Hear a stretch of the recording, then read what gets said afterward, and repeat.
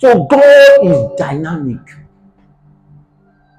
That is why Jesus said, it is an error for you to pour what? New wine inside what? An old what? Wine skin. Because it is what? It will burst that wine skin. And he said, there is something he said that no man haven't tasted the old one. We quickly desire the new one. They will always say the old is better. But God is a current God. God is a current God. That was why Jesus never allowed the disciples to test of the old one. When they are doing all their fasting and everything, what did Jesus say?